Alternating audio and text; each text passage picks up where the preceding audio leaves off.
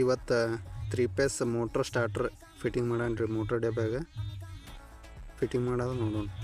ಇಲ್ಲಿ ನೋಡ್ರಿ, ಇಲ್ಲಿ 4 ಸ್ಕ್ರೂ ಹಾಕಿ ಇಲ್ಲಿ ಬೋಡಿ ಸೆಟ್ ಮಾಡಿದ್ದೇವೆ. ಇದು ಇಲ್ಲಿ ಸ್ಕ್ರೂ ಹಾಕಿದ್ದೇವೆ, ಇಲ್ಲೊಂದು ಆಮೇಲೆ ಇಲ್ಲಿ ಮ್ಯಾಗ ಒಂದು ಹಾಕಿದೆವು. ಈಚೆ ಕಡೆ ಒಂದು 4 ಸ್ಕ್ರೂ ಹಾಕಿ ಹಿಂಗೆ ಬೋಡಿ ಸೆಟ್ ಮಾಡ್ಕೋಬೇಕಿದು. ಈಗ ವಯರ್ ಕನೆಕ್ಷನ್ ನೋಡೋಣ. ಪ್ರಿಯ ವೀಕ್ಷಕರೇ, ಇಲ್ಲಿ ನೋಡ್ರಿ, ಇವು ಮೇನ್ದಿಂದ ಬಂದು ಕರೆಂಟ್ ಅದಾವ, ಅಂದ್ರೆ ಮ್ಯಾಗ ಕೊಮ್ಮಿನಿಂದ ಬಂದದ್ದು. ಈ ಫೀಜಿನ ತೆಳಗೆ ಶಿಲ್ ತೊಗೊಂಡದ. ಇಲ್ಲಿ ನೋಡ್ರಿ, ಇವು ಮ್ಯಾಗ ಬಂದದ್ದೆಲ್ಲ ಫೀಜಿನಿಂದ ಬಂದು ಇಲ್ಲಿ 3 ಕೊಡ್ಬೇಕು. ಇವು 1 2 3 ಇಲ್ಲಿ ಕೊಡಬೇಕು. ಆಯ್ತು, ಈ ಮೋಟ್ರದಿಂದ ಏನು ಬಂದಿರ್ತದೆ ನೋಡ್ರಿ, ಇದು ತೊಗೊಂಡು ಇಲ್ಲಿ ಕೊಡಬೇಕು. ಇವು 1 2 3 ಎಷ್ಟು ಕ್ವಾಟ್ರ್ ಫಿಟ್ಟಿಂಗ್ ಆಯ್ತು ಇದ್ರ ಸಂಪೂರ್ಣ.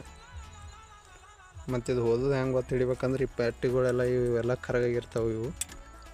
ಇವು ಕರಗಾಗಿ ಒಂದು ಕರೆಂಟ್ ಹೋಗೋದು ಬಿಡೋದಾಗಿ ಮೋಟ್ರ್ ಸುಡ್ತಿರ್ತದೆ. ಮೇನ್ ರೀಸನ್ನೇ ಇದರಿಂದ. ಈ ಪಟ್ಟಿ ಕರಗಾಗಿದ್ದು ಅಂದ್ರೆ ಹಿಡಿಯೋದು ಬಿಡೋದು ಮಾಡಿ ಮೋಟ್ರ್ ಸುಡ್ತಿರ್ತದೆ. ಮತ್ತು ಇದರಲ್ಲೇ ಮೇನ್ ಇಂಪಾರ್ಟೆಂಟ್ ಇದ್ರಾಗ ಇದು 16ಕ್ಕೆ ಇರ್ಬೇಕು. ಇದು ನಡು 16ಕ್ಕೆ ಇತ್ತಂದ್ರೆ ಬರೋಬ್ಬರಿ ಮೋಟ್ರ್ ರನ್ ಆಗ್ತದೆ.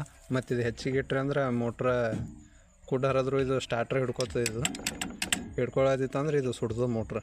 ಅಂದ್ರೆ ಇದು ನಡು ಇಡೋದು ಚಲೋ. 5 HP ಮೋಟ್ರಕ್ಕೆ ಇದು ನಡು ಇಡಬೇಕು. ಮತ್ತು 7.5 HP ಅದು ಒಂದು ಸ್ವಲ್ಪ ಈ ಕಡೆ ಇಡಬೇಕಾಗ್ತದೆ. ಈಗ 5 HP ಬರೋಬ್ಬರಿ ಅದು ಎಷ್ಟಾದ್ರೂ ಬರೋಬ್ಬರಿ ಆಗ್ತದೆ. ಇವು ಫೀಸ್ ಅದ ಇಷ್ಟೇ. ಈ ಸ್ಟಾರ್ಟ್ರ್ 3 ಪೇಸ್ ಸ್ಟಾರ್ಟ್ರ್ ಫಿಟ್ಟಿಂಗ್ ಇಷ್ಟೆಲ್ಲ ಕುಣ್ಸೋದು ಬಳಕು ಮೋಟ್ರ್ ನೀರು ಸಣ್ಣ ಹೋಗ್ಲಿಕತ್ತಿತ್ತಂದ್ರೆ ಇವೆರಡು ಬಲ್ಲಾಸ್ರಿ. ಇವೆರಡು ಬಲ್ಲಾಸಿದ್ರೆ ಮೋಟ್ರ್ ಸೀದಾ ಆಗ್ತದೆ. ಇವು ಹಾಕೋದ್ರಿಂದ ಮೋಟ್ರ್ ಉಲ್ಟಾಗಿರ್ತದೆ. ಒಮ್ಮೊಮ್ಮೆ ಸೀದಾನೇ ಇರ್ತದೆ, ಒಮ್ಮೊಮ್ಮೆ ಉಲ್ಟಾಗಿರ್ತದೆ.